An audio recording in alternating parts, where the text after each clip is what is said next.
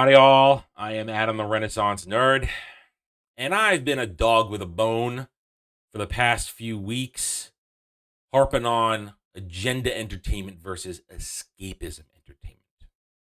I have argued over and over again, I have made the case, posited theories that the world is finally opening its eyes and being sick and tired of the agenda SJW woke intersectional identity politics agenda that they have been trying to shove down our throat for the past few years. The numbers tell the truth. Look at Google Trends, look at money earned, look at, I'm going to say it again just to piss off a couple of you, look at the CW trying to be sold. Woke agenda entertainment does not sell. People don't want it. People want escapism entertainment, where we are pulled away from this crummy, dreary, politically infused world that we live in and just enjoy something that is fantastical, that has nothing to do with the divisive politics of the present day.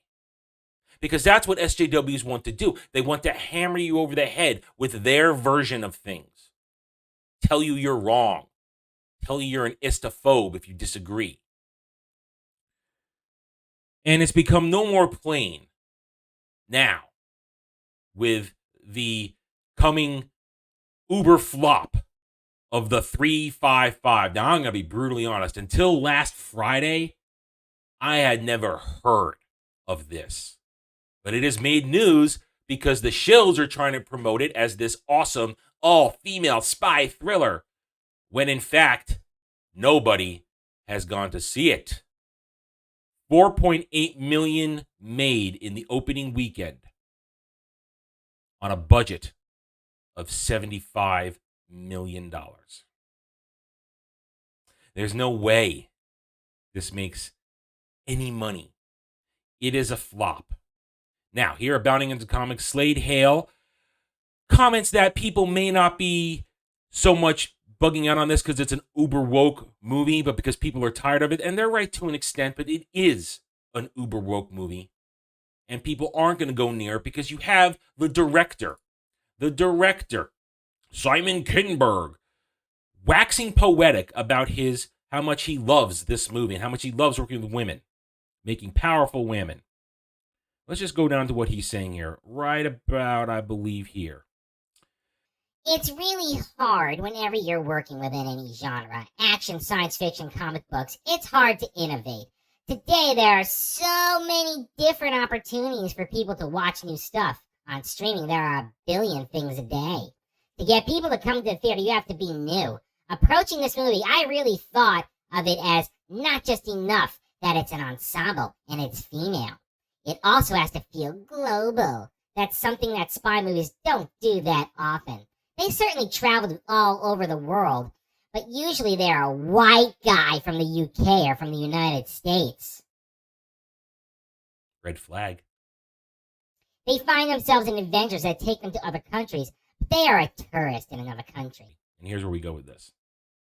This is all this guy cares about. He didn't really care about telling a spy story. He didn't. Cared about this. It was really important to me and Jessica Chastain, the lead actress in this ensemble, that we have a movie that feels global in terms of characters themselves. We have a Colombian character. We have a Chinese character. We have a British character, a German character, and an American character. They are moving all over the world, but they themselves bring a global perspective to the film. There's a lot of different, fresh elements. For me, I also wanted it to feel like it lived in the real world. Boom. We'll unpack this in a second. There's a moment in the movie where they mention James Bond. It's only a moment, but it's emblematic to me of the notion that these characters live in a world in which James Bond is not a fellow spy, which would put them in a fictional world, but James Bond is a movie character, and they know and can reference. It was important to me that all aspects of the movie had a reality, and that it resembled the world in which we live, which is a global, non-predominantly white world. There you have it. Exactly What did I just explain to you? These people do not care about telling an actual story. James Bond, real James Bond, Sean Connery, Roger Moore, Pierce Brosnan, Timothy Dalton, real James Bond movies were fantastical because it pulled us into an over-the-top reality with crazy villains, crazy gadgets, and unbelievable stakes of sometimes world-ending, world-catastrophic situations. SJWs, the wokies, they don't care about escaping. They want you to be drowning in the real world. He says it right here. We don't want to tell a story about a white guy from the UK. It wants to be female. Look at diversity and inclusion with all these different people from all these different countries. And we don't want a fictional world. We want it in reality. We want to remind you over and over again that our politics are here and we're going to hammer you over the head with it. They don't care about telling a story. They care about pushing their agenda, and the shills are happy to do it. 355 is telling the 007 story James Bond was scared to. Women power. Whee! You understand. And this is the result. 4.8 million earned in an opening weekend. Nobody cared about this movie because nobody heard of it. And when they did hear of it, all they see is all women cast being all women power. And they're not interested. They want to go see Spider-Man No Way Home again.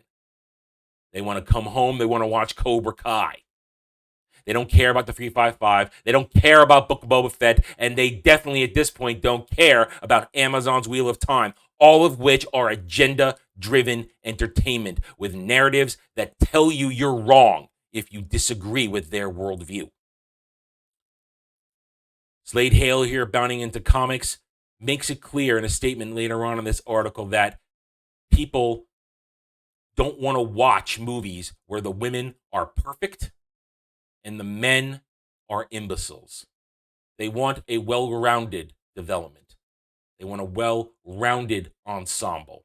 They want villains that make sense. They want heroes that make sense. And in a reality, not a over-the-top fantasy, in reality, these unmuscular, stick-figured women, some of them attractive in my opinion and some of them not, they are not capable of being super spies. In worlds of fantasy and science fiction where technology, superpowers, and mystical magical abilities are in play, there it works, and that's the kind of world that I work in. Fantasy, magic, science fiction, where women may necessarily look like this, but because of abilities either given to them, granted them, or born with, they can rise above simply looking like a tiny woman and actually be a strong, powerful female heroine.